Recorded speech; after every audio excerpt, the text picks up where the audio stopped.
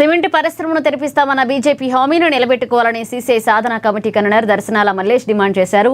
Co convener Venkatanarayana అధ్యక్షతన సుందరయ్య భవనంలో జరిగిన సీసీఐ సాధన కమిటీ సమావేశంలో భవిష్యత్తులో చేపట్టబోయే పోరాట కార్యాచరణను చర్చించారు. ఇక సీసీఐ పరిశ్రమ యాజమాన్యం మున్సిపాలిటీకి చెల్లించాల్సిన పన్ను బకాయిలను వెంటనే వసూలు చేయాలని, అప్పటి వరకు డిస్మెంటల్ చేస్తున్న పనులను నిలుపుదల చేయాలని పేర్కొన్నారు.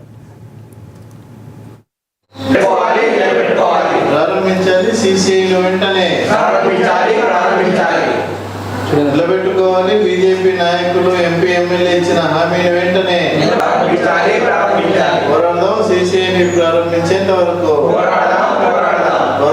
సీసీఐని ప్రారంభించే సాధన కమిటీ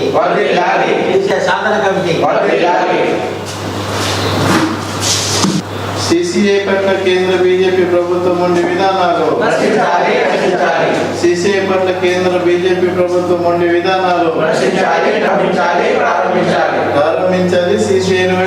సీసీఐ సాధన కమిటీ సమావేశం జరుగుతూ ఉంది.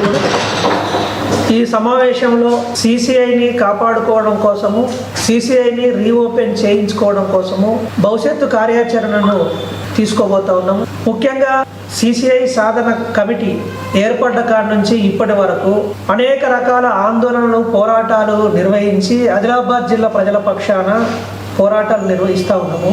గత సంవత్సరము ఏప్రిల్ 2వ తారీఖు నాడు ఢిల్లీకి వెళ్ళి కేంద్ర భారీ పరిశ్రమల శాఖ మంత్రిని కలిసి ఆయన ద్వారా హామీని కూడా రాబట్టుకోగలిగాం. సీసీఐని రీఓపెన్ చేస్తామని చెప్పి 6 నెలల్లో ప్రక్రియను పూర్తి చేస్తామని చెప్పి ఆ రోజు మంత్రి గారు హామీ ఇచ్చారు. కానీ బీజేపీ ఎమ్మెల్యే, బీజేపీ ఎంపీ మళ్ళీ ఆయన కలిసి ఏం చెప్పారో తెలియదు.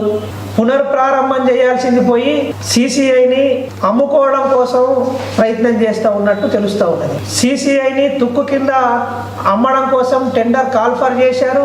ఈ పాటికే డిస్మెంటల్ కార్యక్రమం కొనసాగుతూ ఉన్నది. సరే, ఇది ఎందుకు కొనసాగుతుంది? కొత్త పరిశ్రమ ఏమైనా పెట్టడానికి కొనసాగుతుందా అంటే మేము స్వాగతిస్తాం.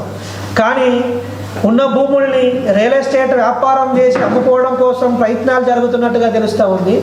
లేదా ఎయిర్పోర్ట్ కోసము సీసీఐ భూముల్ని తీసుకోవడం కోసం కుట్ర పన్నుతున్నట్టు తెలుస్తూ ఉన్నది. ఎయిర్పోర్ట్ కోసం సీసీఐ భూములు తీసుకోవడం తప్పు, లేదా రియల్ ఎస్టేట్ వ్యాపారం చేయడం తప్పు.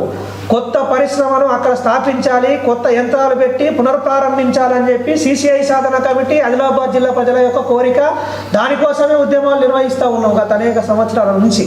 ప్రజల యొక్క కోరిక కూడా అదే ఉన్నది. కాబట్టి ఇప్పటికైనా కేంద్రంలోని బీజేపీ ప్రభుత్వము ప్రజల అధిష్టానానికి వ్యతిరేకంగా, అభిప్రాయాలకు భిన్నంగా వెళ్లకుండా స్థానిక ఎమ్మెల్యే గారు, ఎంపీ గారు చొరవ తీసుకొని సీసీఐని పునర్ప్రారంభించడం కోసం చర్యలు చేపట్టాలని చెప్పి డిమాండ్ చేస్తా ఉన్నాం.